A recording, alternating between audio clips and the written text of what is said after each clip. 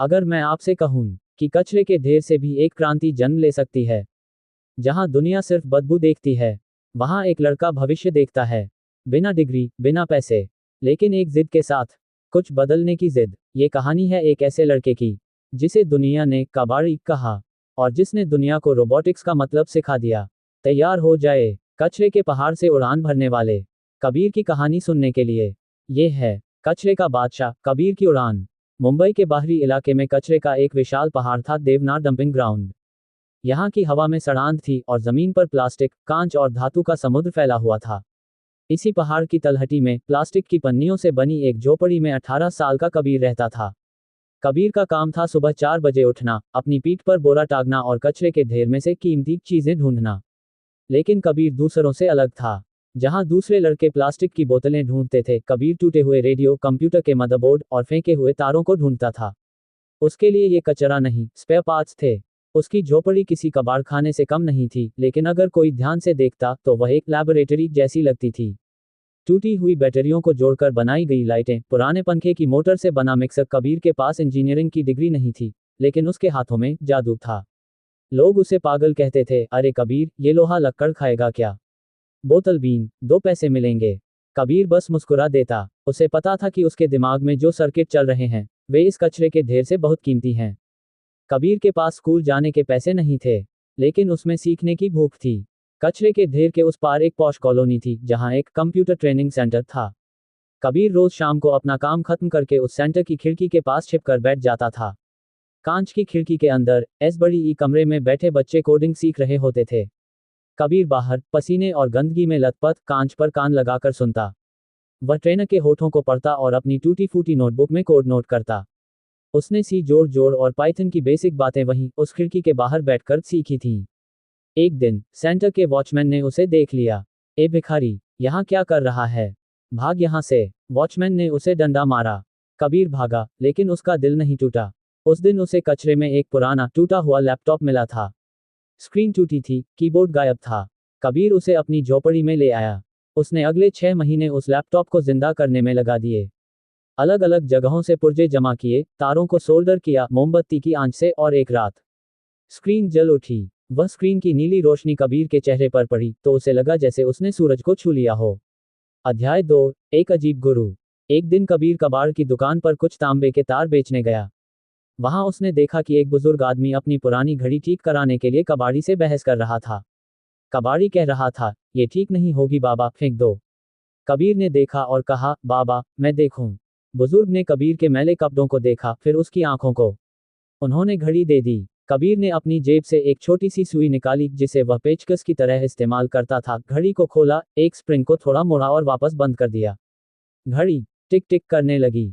वह बुजुर्ग प्रोफेसर भास्कर थे, जो कभी एक बड़े साइंटिस्ट थे, लेकिन अब रिटायर होकर अकेले रहते थे।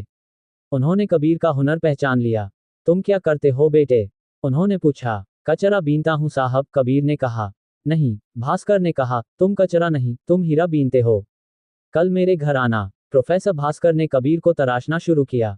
उन्होंने उसे अपनी लाइब्रेरी दी, उसे एडवांस फिजिक्स और कोडिंग सिखाई। कबीर दिन में कचरा बीनता ताकि पेट भर सके, और रात में प्रोफेसर के घर पर रोबोटिक्स पढ़ता। वह 2 दुनियाओं के बीच जी रहा था, एक जहां बदबू थी और दूसरी जहां विज्ञान की खुशबू थी। शहर में टेककॉन 2024 नाम की एक बड़ी प्रतियोगिता होने वाली थी। इसमें देश भर के बड़े इंजीनियरिंग कॉलेजों, IITs, निट्स के छात्र अपने आविष्कार लाने वाले थे। इनाम था 50 लाख रुपए और एक स्टार्टअप का मौका।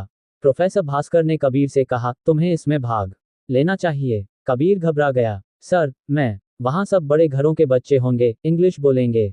मैं वहां कचरे की बदबू लेकर कैसे जाऊंगा? प्रोफेसर ने कहा, विज्ञान की कोई भाषा नहीं होती कबीर, और न ही कोई धर्म या जाति। तुम्हारा काम बोलेगा। कबीर ने अपनी झोपड़ी में काम करना शुरू किया। उसका आइडिया था सफाई बॉट, एक ऐसा रोबोट जो नालों में उतरकर उन्हें साफ कर सके, ताकि किसी इंसान को गंदे नाले में उतरकर जान न गंवानी पड़े। उसने देखा था कि कैसे उसके एक दोस्त के पिता की मौत गटर साफ करते हुए हुई थी। उसने कचरे के ढेर से मिले टायरों, पुरानी प्लास्टिक की टंकियों और अपने रिपेयर किए हुए लैपटॉप के मदरबोर्ड से वह रोबोट तैयार किया। वह देखने में सुंदर नहीं था, भद्दा था, उस पर टेप चिपके थे, लेकिन वह काम करता था। प्रतियोगिता के दिन जब कबीर रजिस्ट्रेशन डेस्क पर पहुंचा तो वहां सन्नाटा छा गया। उसके कपड़े साफ थे, प्रोफेसर ने दिए थे, लेकिन उसके जूते फटे थे और उसके हाथ खुरदरे थे। एंट्री पास कहाँ है? रिसेप्शनिस्ट ने हिकारत से पूछा। कबीर ने अपना फॉर्म दिखाया। वहां खड़े कुछ कॉलेज के लड़कों ने उसे देखकर हंसना शुरू कर दिया। देखो, ये कबाड़ी वाला अपना खिलौना लेकर आया है, एक ने ताना मारा। शायद यहाँ का कचरा उठाने आया होगा। कबीर का सिर झुक गया। वह वापस मुड़ने ही वाला था कि उसे प्रोफेसर की बात याद आई। हीरा कोयले की खान में ही मिलता है, लेकिन उसकी कीमत जौहरी की दुकान में तय होती है। उसने सिर उठाया, फॉर्म जमा किया और अपने स्टॉल की तरफ बढ़ गया। प्रदर्शनी शुरू हुई। बड़े बड़े कॉलेजों के स्टॉल पर चमचमाते ड्रोन और स्मार्ट चश्मे थे। उनके पास 3D प्रिंटेड मॉडल थे। कबीर के स्टॉल पर एक जंग लगा, अजीब सा दिखने वाला मशीन रखा था। कोई उसके पास नहीं आ रहा था। जज भी उसके स्टॉल को नजरअंदाज करके आगे बढ़ रहे थे। तभी मुख्य जज, जो एक बड़ी जापानी रोबोटिक्स कंपनी के CEO थे, कबीर के स्टॉल के पास रुके। उन्होंने मशीन को देखा, फिर कबीर को। यह क्या है? उन्होंने टूटी फूटी हिंदी में पूछा। कबीर ने गहरी सांस ली। उसने इंग्लिश में नहीं, हिंदी में समझाना शुरू किया। सर, ये एक जीवन रक्षक है। हर साल भारत में हजारों लोग गटर साफ करते हुए मर जाते हैं जहरीली गैस से।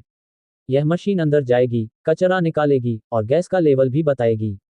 इसे बनाने में मैंने सिर्फ 2000 रुपये खर्च किए हैं, क्योंकि यह पूरी तरह ई-वेस्ट इलेक्ट्रॉनिक कचरे से बनी है। जज हैरान रह गए। 2000 रुपये? बाकी छात्र ऐसा ही प्रोजेक्ट 2 लाख में बना रहे हैं। क्या ये काम करता है? मैं डेमो दिखा सकता हूं, कबीर ने आत्मविश्वास से कहा। वहां एक आर्टिफिशियल डेमो ड्रेन बना हुआ था। कबीर ने अपना रोबोट उसमें उतारा। सब हंस रहे थे कि यह अभी टूट जाएगा। कबीर ने अपने पुराने लैपटॉप से कमांड दिया। मशीन चली। उसने कीचड़ को काटा, कचरे को पकड़ा और बाहर निकाल दिया। सेंसर ने बीप करके बताया, गैस लेवल हाई। सब कुछ परफेक्ट था। तभी एक चिंगारी निकली और मशीन रुक गई। भीड़ हंस पड़ी। कहा था न, कबाड़ है, किसी ने चिल्लाया। कबीर के माथे पर पसीना आ गया। उसका दिल जोर से धड़कने लगा। उसने देखा कि एक तार ढीला हो गया था। उसके पास सोल्डरिंग आयरन नहीं था। उसने जजों की तरफ देखा। 1 मिनट सर। कबीर ने अपनी जेब से माचिस निकाली, तार के प्लास्टिक को थोड़ा पिघलाया और अपनी उंगलियों से, जी हाँ, अपनी नंगी उंगलियों से गर्म तार को जोड़ दिया। उसकी उंगली जली, लेकिन उसने उफ तक नहीं की। मशीन फिर चल पड़ी और उसने अपना काम पूरा किया। वहां सन्नाटा छा गया। जजों ने खड़े होकर तालियां बजाईं। ये तकनीक नहीं थी, ये जुनून था। अध्याय 5, जीत से बड़ी चीज। परिणाम घोषित करने का समय आया। तीसरा पुरस्कार IIT दिल्ली, दूसरा पुरस्कार IIT बॉम्बे और पहला पुरस्कार। एंकर ने थोड़ा विराम लिया। जाता है उस इनोवेशन को जिसने न सिर्फ तकनीक दिखाई, बल्कि इंसानियत भी दिखाई। The winner is Kabir, the best warrior. पूरा हॉल तालियों से गूंज उठा। जो लड़के उसका मजाक उड़ा रहे थे, वे भी हैरान थे। कबीर मंच पर गया। जब उसे माइक दिया गया, तो उसकी आंखों में आंसू थे। उसने कहा, मैं यहाँ जीतने नहीं आया था। मैं यहाँ ये बताने आया था कि कचरा चीजें नहीं होती, कचरा हमारी सोच होती है। हम चीजों को बेकार समझकर फेंक देते हैं और इंसानों को गरीब समझकर छोड़ देते हैं। अगर आप एक टूटे हुए मदरबोर्ड को मौका दें, तो वह रोबोट चला सकता है। और अगर आप एक झोपड़ी के लड़के को मौका दें, तो वह देश बदल सकता है। उपसंहार, नई सुबह। कबीर को 50 लाख रुपए मिले। उसने सबसे पहले अपनी बस्ती के लिए एक पक्का स्कूल और एक कम्युनिटी वर्कशॉप बनवाए। आज कबीर की अपनी कंपनी है, रीजेन रोबोटिक्स। उसकी कंपनी कचरे से सस्ते कृषि उपकरण और सफाई मशीनें बनाती है। वह अब सूट बूट पहनता है, लेकिन आज भी हर रविवार वह देवनार डंपिंग ग्राउंड जाता है। कचरा बीनने के लिए नहीं, बल्कि वहां कचरा बीनने वाले बच्चों को ढूंढने के लिए, जिनमें कोई नया कबीर छिपा हो। वह अक्सर उन बच्चों से कहता है, तुम्हारे हाथ काले हैं, तो क्या हुआ? तुम्हारा भविष्य सुनहरा हो सकता है। बस अपनी कबाड़ जैसी जिंदगी को पिघलाकर सोना बनाना सीखो। परिस्थितियां आपके जन्म का स्थान तय कर सकती हैं, लेकिन आपकी मंजिल नहीं। रिसोर्सेज की कमी कभी भी सपने देखने वालों को नहीं रोक सकती। दुनिया जिसे कचरा समझती है, पार्क की नजर उसे संसाधन में बदल देती है। आपकी असली शक्ति आपके बैंक बैलेंस में नहीं, आपके जुगाड़ और कभी हार न मानने वाली जिद में है। कबीर की कहानी यहीं खत्म नहीं होती, क्योंकि असल में ये सिर्फ उसकी कहानी नहीं थी। ये हर उस इंसान की कहानी है जिसे कभी बेकार समझा गया। याद रखिए, हालात चाहे जैसे भी हों, अगर सोच में दम है, तो कचरा भी संसाधन बन सकता है और झोपड़ी से भी इतिहास लिखा जा सकता है। अगर इस कहानी ने आपके दिल को छुआ हो, तो वीडियो को लाइक करें, शेयर करें उस दोस्त के साथ जो खुद पर शक करता है। और ऐसे ही सच्ची, दमदार कहानियों के लिए चैनल को सब्सक्राइब करना मत भूलिए। मिलते हैं अगली कहानी में। तब तक याद रखिए, आपकी जिंदगी कबाड़ नहीं है, बस उसे सोना बनाना सीखना है।